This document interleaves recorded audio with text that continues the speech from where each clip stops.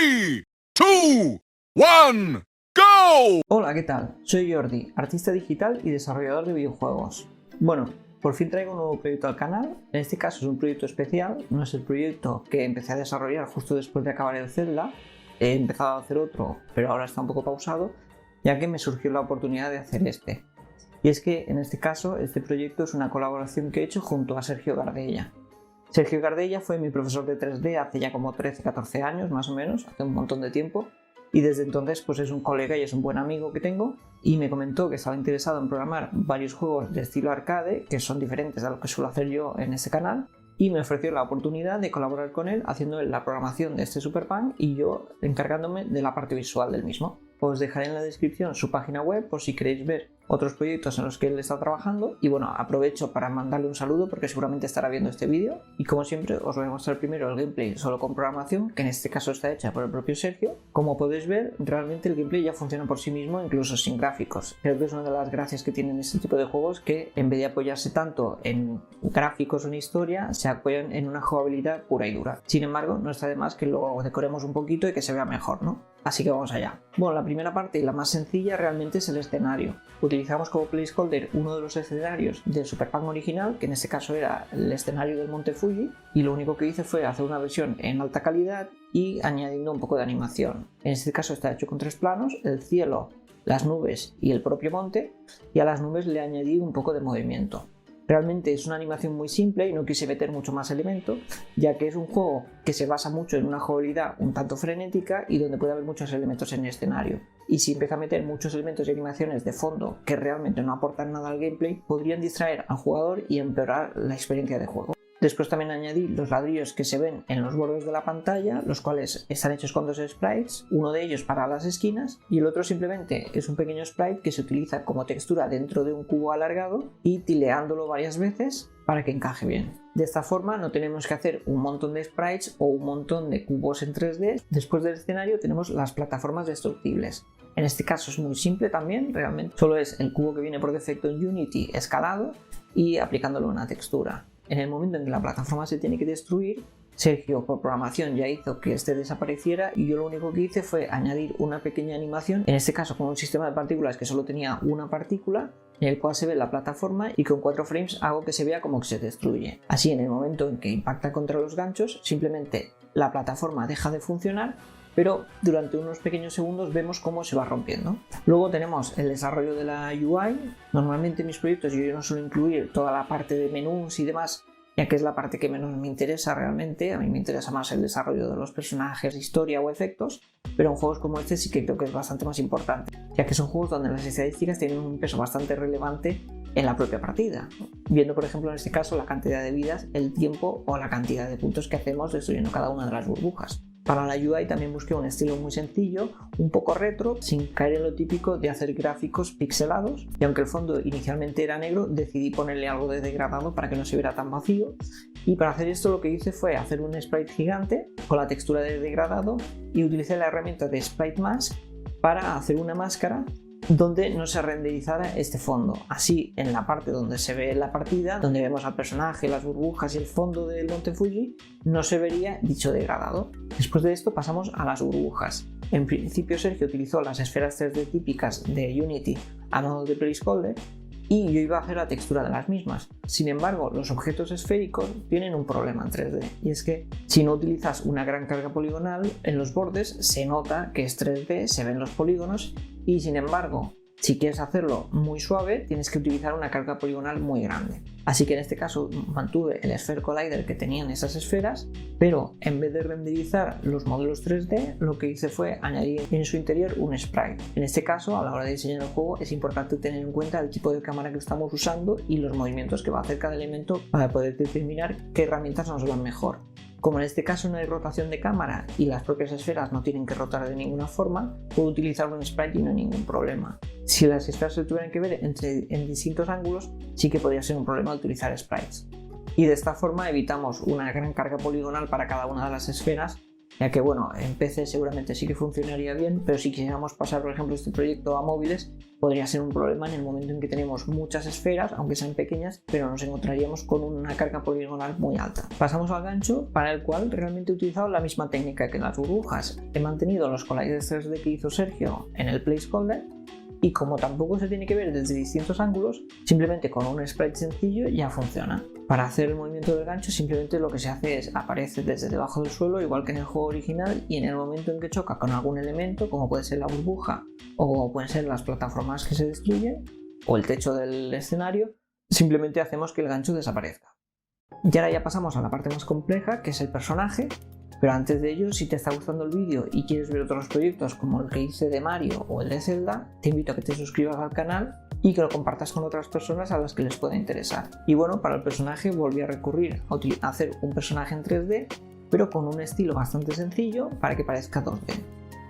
En este caso, como hay múltiples juegos de esta saga, en principio nos inspiramos en Super Pan, pero intenté alejarme un poco del estilo de este juego. Y también quería alejarme un poco del estilo del Pan Adventures, que salió hace relativamente poco para algunas plataformas como Switch. Así que decidí hacer un personaje con un estilo un poco anime, pero más cartoon, que es un estilo que suelo utilizar bastante en mis proyectos. Y este es el concept que hice. Luego hice algunas variaciones, pero finalmente decidí quedarme con la versión original. Entonces a partir de aquí pasamos al proceso típico de modelar el personaje. En este caso lo hice con bastantes pocos polígonos porque realmente el personaje no se va a ver muy de cerca y tampoco va a tener muchos ángulos. Busqué un acabado visual bastante sencillo pero que fuera efectivo, y uno de los cambios que decidimos hacer fue poner al personaje de frente, ya que en el juego original siempre está de espaldas y nos pareció una pena que un personaje que nos funcionaba bastante bien a nivel visual estuviera todo el rato de espaldas. Y viendo distintos juegos de la saga vimos que por ejemplo en Pan 3 los personajes sí que están de frente. Yo creo que en estos juegos muchas veces los ponen de espaldas, intentando ocultar que el gancho sale del suelo, tapándolo con el propio personaje, pero no me pareció una excusa suficientemente buena como para hacer que el personaje todo el rato esté de espaldas y visualmente pues pierda bastante atractivo. En este caso las animaciones son bastante simples y realmente no hay mucho movimiento, pero quería exagerarlas bastante para darle un toque muy cartoon, igual que hice con el proyecto de Mario. En el caso de Mario, como hay mucho movimiento con el salto y el tema de correr, pude utilizar mucho el principio de Squash and Stretch, en el cual aplastas y estiras a un personaje, pero aquí no hay tanto movimiento. Realmente el personaje solo dispara y a la hora de correr tampoco va exageradamente rápido, así que el Squash y Stretch no me funcionaba tan bien, así que desde un principio ya a la hora de desarrollar el concept tuve en cuenta los elementos secundarios del mismo para poder hacer animaciones complementarias. En este caso lo podemos ver en las mangas de la camiseta, en las perneras del pantalón y sobre todo con la gorra. Si nos damos cuenta durante las animaciones, estas partes están muy exageradas en movimiento y la animación de estos no concuerda exactamente con el torso del personaje, sino que se mueven un poco más tarde y de esta forma genera esa sensación de que están arrastrados por el propio personaje. Así, en vez de parecer todo un bloque sólido como si fuera un muñeco, parece realmente un cuerpo que lleva ropa o que lleva objetos secundarios que se ven arrastrados por el movimiento del mismo. Esto se ve especialmente en la gorra, por ejemplo en la animación de caminar, donde el movimiento de esta es muy exagerado, pero con el estilo cartoon la verdad es que funciona bastante bien. En este caso, al tener extremidades bastante pequeñas el personaje, tener brazos y piernas bastante cortos, va bastante bien a nivel visual, ya que hace que el gráfico sea muy compacto y el verse tan de lejos realmente se ve mejor que si tuviera unas proporciones más realistas, donde por ejemplo la cabeza sería más pequeña. Pero también me genera algunos problemas en algunas animaciones, como por ejemplo el arma, ya que este es muy grande y en ciertas animaciones, digamos, el rango de movimiento que tienes es muy limitado, lo cual hace que, por ejemplo, en ciertas animaciones como la de sacar el arma al inicio, pues está en algunos frames atravesada la cabeza del personaje. Para intentar solucionar esto, lo que he hecho ha sido hacer un poco de trampa, como decía antes. En este caso, al tener una cámara que no rota y que vamos a ver todo el rato desde el mismo ángulo al personaje, pues me ayuda a poder falsear algunas cosas, y en algunos frames, por ejemplo, la cabeza está movida hacia atrás, o en algunos casos incluso he llegado a desencajarle un poco el brazo para conseguir una animación más exagerada y lograr que el arma no choque con la cabeza. Y bueno, después de esto nos quedarían las partículas. En este caso es bastante sencillo realmente. He utilizado solo 3 elementos para las partículas. Primero el texto de pan cuando destruyes una burbuja, la cual hizo Sergio como a modo de placeholder, pero me funcionó. Simplemente lo único que hice fue retocar un poco el color y la animación para darle un poco más de vidilla. Por otro lado, un efecto de choque, que además lo reaproveché de Mario, ya que lo había utilizado, por ejemplo, cuando Mario chocaba contra los bloques, y el cual está utilizado en el momento en que revientas una burbuja, cuando el personaje recibe un golpe o incluso también durante el disparo. Es importante aprender también a reaprovechar gráficos, ya que a veces con un solo sprite podemos generar muchos efectos distintos. Y luego un simple efecto como de humillo o de polvo para cuando el personaje está corriendo, o ciertas animaciones como el momento en que el personaje muere y queda la gorra en el suelo, o también durante la animación de disparo, ya que junto al efecto de disparo también hay un efecto de humillo, lo cual refuerza dicha animación. Y en este caso además también puedes ver que en el arma sí que hay un efecto de squash and stretch, como comentaba antes, para enfatizar ese disparo con un estilo cartoon. Y ya solo nos quedaría desarrollar unas pequeñas cinemáticas, una al inicio para poner en contexto al jugador y darle tiempo a prepararse, y luego 2 pequeñas animaciones, una para cuando eres derrotado y otra para la victoria. Estas están hechas con la herramienta de timeline de Unity y son bastante sencillas. Realmente solo tienen unas pequeñas animaciones que dice al personaje, frenar la partida, y sobre todo también tienen un trabajo de audio, de hacer ciertos audios en el momento en que aparece la burbuja, un narrador que te ponga en contexto y el tema de arrancar o pausar la música.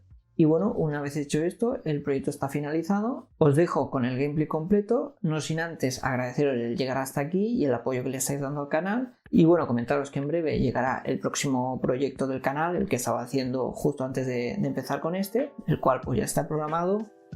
Ahora estoy desarrollando el arte y espero traerlo pronto y que os guste. Y después de ese proyecto habrá un anuncio bastante importante para el canal, así que suscríbete si no te lo quieres perder. Y sin más, me despido. Ahora ya sí que sí, te dejo con el gameplay. Espero que lo disfrutes y nos vemos en el siguiente vídeo. ¡Hasta luego! 3, 2, 1, go!